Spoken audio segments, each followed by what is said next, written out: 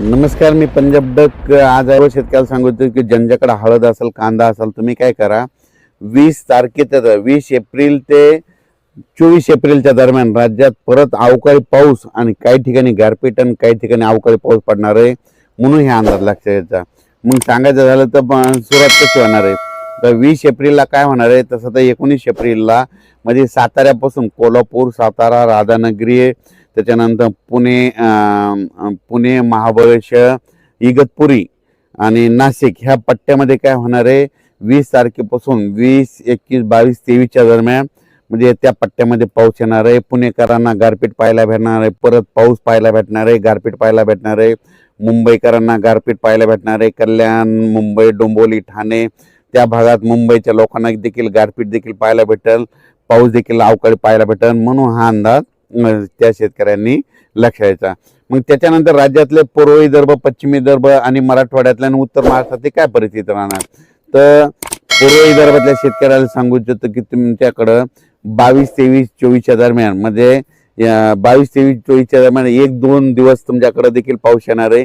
काही ठिकाणी गारपीट होईल पण सगळीकडे पाऊस पडणार नाही, गारपीट देखील सगळीकडे होणार नाही म्हणून हा अंदाज विदर्भातल्या पूर्व आणि पश्चिममध्ये 6, 5, 11 जिल्ह्यामध्ये, वर्धा जिल्हा झालं, नागपूर जिल्हा झालं, भंडारा जिल्हा झालं, गोंदिया झालं, गडचिरोली, चंद्रपूर, यवतमाळ, अकोला, अमरावती, बुलढाणा या जिल्ह्यातल्या सर्व शेतकऱ्याला सांगू इच्छितो की 21 एप्रिल ते 24 एप्रिलच्या दरम्यान तुमच्याकडे काही ठिकाणी गारपीट होईल, तुरळक ठिकाणी पाऊस देखील होणार आहे आणि काही ठिकाणी वारं देखील सुटणार म्हणून हे अंदाज 24 एप्रिलचा विदर्भातल्या शेतकऱ्यांनी लक्षात येतं.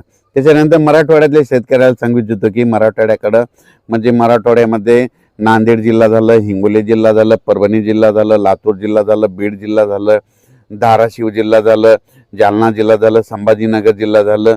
त्या परभणी जिल्ह्यातल्या 7 जिल्ह्यातल्या लोकांना सांगू इच्छितो की ज्यांचा हळद असेल तर तुम्ही काय करा, 20 तारखेपर्यंत काढून झाकण्याची तयारी ठेवा. कारण की 21 नंतर काय होणार, 21 पासून ते 24च्या दरम्यान परभणी जिल्ह्यात देखील वेगवेगळ्या भागात भाग बदलत तुरळक ठिकाणी पाऊस पडणार आहे म्हणून हा अंदाज लक्षात येतात.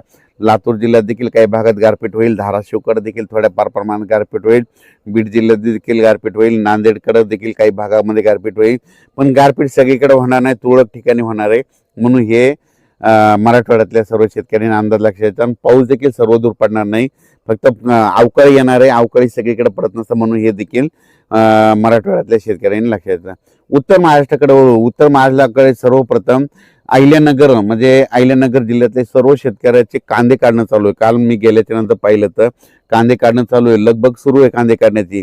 अहिल्यानगर झालं, नाशिक जिल्हा झालं, नंदुरबार जिल्हा झालं, धुळे जिल्हा झालं, जळगाव जिल्हा झालं.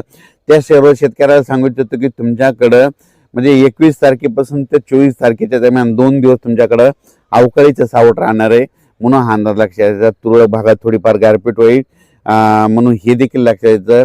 सर्वदूर काही पाऊस पडणार नाही, अवकाळी पाऊस पडणार आहे, काही ठिकाणी वारं सुटणार आहे पण थोडं अवकाळीचं सावट आहे म्हणून हे लक्षात यायचं. म्हणजे काय होतंय की एक पूर्वकल्पना म्हणून हे अंदाज 21 ते 24 एप्रिलचा दिला जाईल. त्याच्यानंतर कोकणपट्टीमध्ये तुम्हाला सांगू इच्छितो की नंदुरबारपासून